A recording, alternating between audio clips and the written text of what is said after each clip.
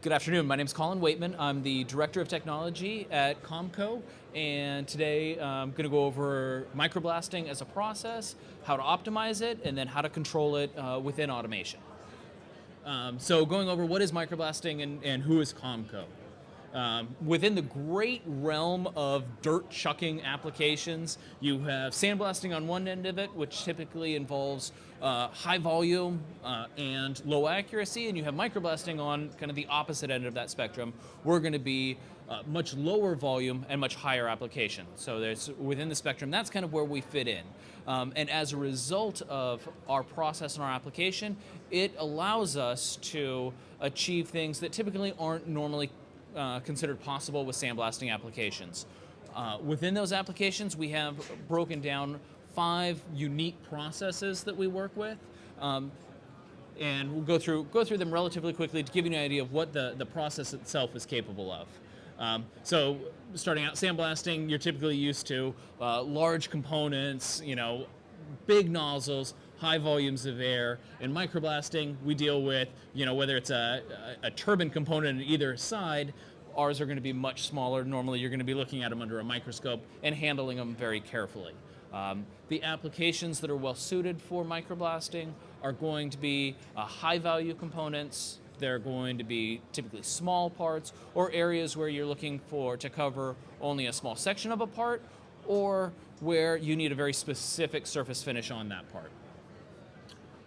And that takes us into different applications. So one of them is going to be precision deburring, where you need to very effectively remove burrs without damaging the underlying surface. Within burrs, there are 2 types. You have rollover burrs and you have Poisson burrs. Poisson burrs typically are going to be a result of material being pushed around and smeared. Rollover burrs are going to have a much smaller burr. They're typically going to be considered like feather burrs, and they're going to react to microblasting far more effectively. Typically with a Poisson burr, because you're smearing material, you don't have differences in layers, you don't have a brittle region. Those are all things that microblasting is going to attack. And these type of applications where you'll find success is if you're working with a material like PEEK. If you're working with a grinding area, as long as you're not grinding too fast and pushing too hard, you can effectively deburr them with microblasting. Or in an application like a hypodermic needle, where you need to remove just a small section of the burr without damaging any of the cutting surfaces on the rest of the device. Second application is controlled erosion. Controlled erosion encompasses any type of process where you have a homogeneous material and you need to remove a portion of that. Drilling into silicon wafers would be an application of this. Or MEMS microfluidics, we heard about some about that in the last presentation. If you need to drill into glass materials. Microblasting works anytime you have hard brittle materials and you need to very accurately remove a layer or cut through them. Normally, if we're removing material, you can hold tolerances as tight as about half a micron. And so that's where the process of low volume, high accuracy really comes into play with these applications. The next one would be surface texturing. In surface texturing, this is a pretty wide application within the medical industry. We get involved here where you need to apply a very specific surface so that you get good osseointegration, or you have a good surface for secondary processes. So in this case, for something like a dental implant, you really want to get very good adhesion in the tissue within the first week. By having a very specific surface, you can achieve that much faster. Again, our process is different than just roughening. Really, our customers are looking for a very tight RA and very sharp delineation. And so the texturing process here works very well. Again, we will have a tolerance there of typically 2 to 3 RA. So if you have an 80 RA, it's going to be plus or minus 2 or 3. Selective cleaning. In this process, typically instead of having a homogeneous material like you do for controlled erosion, you have 2 different materials. And in microblasting, you rely on the differences in properties of those materials to remove one without damaging the material underneath. The most common application of this would be something like a guide wire or a pacing lead, where you need to remove a PTFE or a silicon coating without damaging the platinum wire underneath. And so microblasting will very quickly attack the silicon layer or silicone layer without damaging platinum. Also in things like removing conformal coatings. Remove the conformal coating very quickly, selectively, without damaging the underlying board. And then the fifth would be shot peening. And in a shot peening application, we're actually using the process to create a compressive layer on the top surface of the material to strengthen it. We're seeing more and more of this in the medical industry for devices that they're trying to make smaller and lighter and kind of less obtrusive. More so kind of the orthopedics or the spine type regions where you're going to have larger components. So in there, we also see quite a bit in other, it really originated out of the aerospace and automotive industry, because in those cases, fuel efficiency is tied to weight, and anything you can do to make a part lighter and improve the life of it makes it better. So those are the 5 applications or the 5 processes that we typically break our technology into. The second step is then, once you've defined your process, how do you control it? And within all of microblasting, there are 3 basic parameters that you have to control, and they will all fold into these. You have the type of abrasive. Are you using a harsh cutting abrasive like aluminum oxide? Are you using something much softer like a plastic media or a sodium bicarbonate? How much of, and also you tie it into that, what size the abrasive is, larger versus finer. How much of that abrasive you're using, and also how fast that abrasive is going. And you can, within your process, you can control it very accurately as long as you're able to control these 3 components of it. So if we go into type of abrasive. The type of abrasive will impact kind of how fast you're removing materials, or kind of what that surface finish is left behind. Larger abrasives will leave a much rougher surface, or higher RA, but there are going to be fewer peaks and valleys, and so you really have to understand the surface finish and select the right abrasive to get the desired results. You also, in selecting the right abrasive, you can choose a material that is water soluble versus one that isn't, or something that's going to have a peening characteristic so that you're merely striking the surface and leaving craters instead of actually removing material.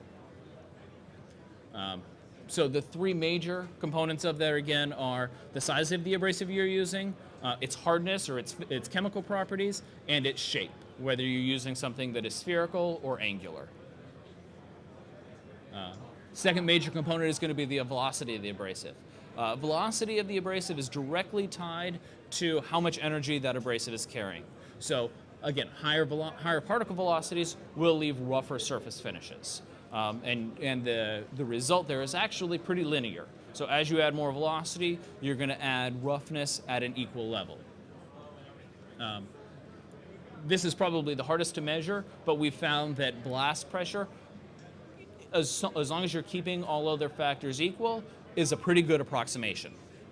And then it's also going to be very dependent on the machine design, because all of the properties of the machine out to the nozzle are going to impact how fast that abrasive is traveling when it leaves the nozzle. So the factors that are going to impact you are going to be blast pressure. Higher blast pressure is going to give faster particle velocities. Stream density, how much abrasive do you have coming out of the nozzle? The more abrasive you put in the nozzle, the slower all of that abrasive is going to be going, because you're relying on the relationship between the air hitting, or whatever gas you're using, hitting the back of the abrasive to get it to move faster. The less air you have, the slower everything is going to be going, which also holds true for nozzle design. The larger the nozzle you're using, the more air that's in it, the faster the abrasive is going to be traveling. One interesting one is, because the abrasive accelerates more slowly than air, it continues to accelerate even after it leaves the nozzle, because you have this airstream that's traveling just under the speed of sound, and abrasive that's traveling much slower, and it will continue to accelerate that air out to about 2 inches, and once you get the abrasive accelerated, it will hold that velocity much longer than the air will. So you don't need to be, for our process, you don't necessarily need to be right on top of your surface to get the fastest removal rate. You can back it off and it'll actually improve the efficiency of your process.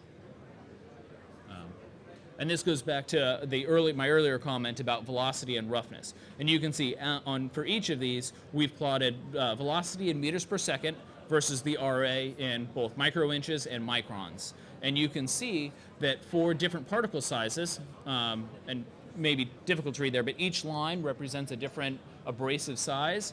As you increase velocity, you increase roughness. What this allows you to do is you can choose a finer or a rougher, a coarser abrasive, and still get the same result simply by varying some of the other aspects of the process.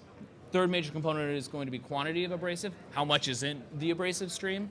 One of the most interesting aspects of this is it's not a factor in roughness. The more you blast apart, it will not make the surface rougher or smoother. Once it's created a surface, it will just continue to recreate that surface. And it's a common misconception that we get from our customers when they think, oh, I just need to blast it longer, I don't need to blast it so long. Once you generate 100% coverage, you're simply recreating that surface over and over again and starting to erode material. It will, however, though, determine the rate of removal. So if you're a selective cleaning application, the more abrasive you're using, the faster that application will run. And as you saw from the previous slide, it can impact velocity when you get above a certain point. So if you have too much abrasive in the airstream, it may look like you have this big jet of abrasive coming out of it. Once you can see the abrasive, it's become very inefficient. The main key of what I wanted to talk today was how do you take all of this and how do you incorporate it into automation? Because of its unique characteristics, one of the challenges that people face is they say, we really like the process, but we need to figure out how we can make it run efficiently for a lot of the automated applications. Last several years, we've seen a lot of companies take processes from a manual process and say, okay, in order to meet volume, in order to meet accuracy, if we want to hold a 0.5 micron tolerance, we can't have somebody doing it by hand. We have to have automation. Typically, our automation platform is built on the advanced lathe.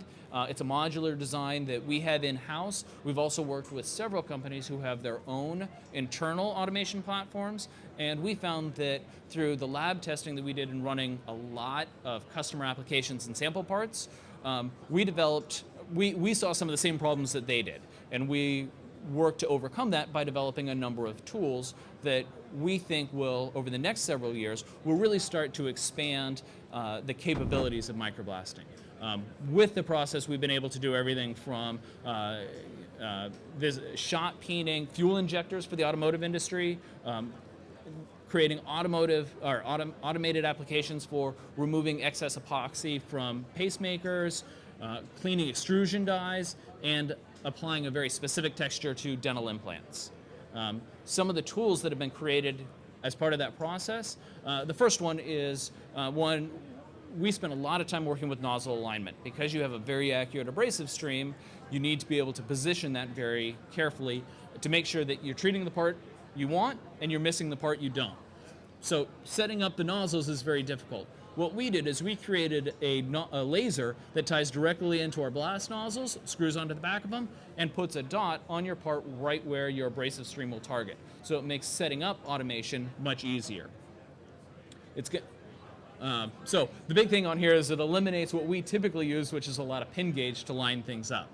This is the way we used to do everything with pin gauges, and now what we found is with the nozzle alignment laser, we have 2 more free hands we can program, we can watch it, and we don't have to worry about constantly crashing the part or the tooling into each other with misalignment. Second major improvement we've made is a system that we call AutoFill. One of the challenges that we have is typically when people think of sandblasting, they think of large systems, recirculating abrasive, and just kind of pumping large amounts through. When they see our machine, kind of the small AccuFill, they look at that and say, okay, it's great, but where does all the abrasive go? And how do we get it in there? And if we're going to run a process overnight or we're going to run high volumes, we need some way to fill the system without having an operator stand there. So we developed the AutoFill to achieve this. What it does is it takes we have a level sensor in the tank now and it's tied to a controller. In this case, we use the advanced lathe to do that. It could also be a customer's system controller, and it monitors the level of the abrasive in the tank. Once it reaches a customer settable low point, it triggers the system to say, okay, the next stop, pause the operation. It allows the system to refill from a large drum of abrasive. As soon as it's full, it tells the host controller, okay, I'm full, we're ready to blast again, and the process can continue. So now you've completely eliminated two things. One, you don't have an operator trying to watch the process. Two, you don't ever run out of abrasive mid-cycle. And three, you don't have the mess associated with trying to fill the tank of abrasive. It's all self-contained. We convey it pneumatically from the large drum here right into each of these tanks. And as you can see in this application, we have 4 different AccuFlows combined to the same drum of abrasive. So when abrasive needs to be, a new drum needs to be rolled in, it's very easy for the maintenance side to handle that aspect of it. Another one that we've developed is, as we've learned more about the impact that velocity has on our process for creating surface finishes, we decided that we really needed a tool to be able to measure velocity as it's leaving the nozzle, because that's really, from a customer point of view, that's what you care about. You don't care about what happens inside the machine as long as it runs, except for the process is what is the velocity of the abrasive as it impacts my part. We're currently working on, and this is something that's been ongoing, but a system that will optically measure the speed of the abrasive as it travels out of the nozzle. And it can be tied into the automation, it can be put in offline, but it will create a curve that shows you, okay, for these settings on the machine, this is what the velocity is that we're achieving. The advantage of this is it gives you much greater control machine to machine, especially in higher usage applications, to know that all of my systems are set up exactly the same. And one of the things that I guess I didn't mention, and I should have, is it can be correlated directly to intensity for peening applications. So typically, I don't know if you're familiar with peening, but it requires a lot of testing. You kind of blast strips, you test them, you blast them, you test them, and you kind of work into a desired intensity. Because you can correlate velocity directly to intensity, you can get to that end product much faster. All you do, from this system, you set up the desired intensity in terms of velocity, and then you only have to test it once to verify everything is correct. Another component of that is the powder flow meter. With this type of system, what we're looking at is, again, incorporating with automation, monitoring the consistency of the abrasive flow. So not just a matter of how much is coming out, but is it coming out uniformly? Are you seeing pulses? Are you seeing smooth flow? And we can monitor that graphically, and we can tie into the system so that you can alarm if you're getting too erratic of a flow, or if it's smooth, or if it changes. It's not, for this type of system, it's not quantitative, it's qualitative. So we're looking at the quality of the flow instead of the amount. But what we found is, by looking at this, you can, in effect, totalize it over time and get a fairly good representation of volume of abrasive. And the last one we have is kind of barcode scanner and scales, and a number of other external components that customers have wanted to tie into the blasting process. In this case, we have, in efforts to take the operator out of the equation, a number of the microblasting processes now are tied into a barcode scanner to select programs, so the operator is not involved in that. It combines with what we call smart tooling to make sure that the right blast head and the right part tooling is loaded on the system. And taken one step further, we're also doing a lot of development now with customers that want to weigh their part. If it's a Nitinol medical device, put the part on a scale and set the system to a specific amount of mass removal. And the system will automatically calculate that. And within the programming, it's able to go back in and check that again and say, okay, for the last 5 minutes of blasting, I removed X amount of material, and we want to get a little bit more than that. It will automatically calculate how many more cycles are required to get to that desired weight. So it really is going back to targeting specific end results as opposed to simply controlling the process.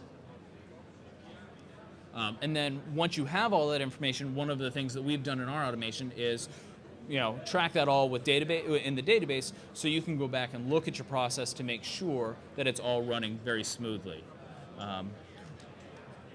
And I guess in conclusion on this, really what we have looked at is saying, with all of the sample parts we've run for customers, with the work that we've done, we've found that there are a number of areas where we want to expand the capabilities of microblasting, and that's been a perfect tool for us to take what we're frustrated with in the lab and develop a tool that can go out to our customers to help them with their applications. Most of these enhancements really come from things that we had wanted to see from our work.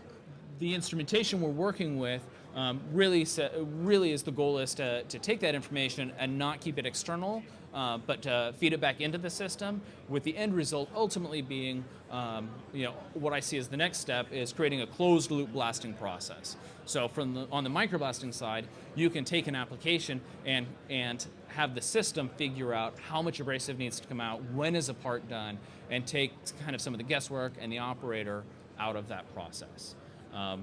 We're not there yet. We're getting, with some of the recent advancements over the last couple of years, we're getting much closer to being in that position. And that concludes my presentation. If you guys have any questions, I'd be happy to answer. Okay, thank you.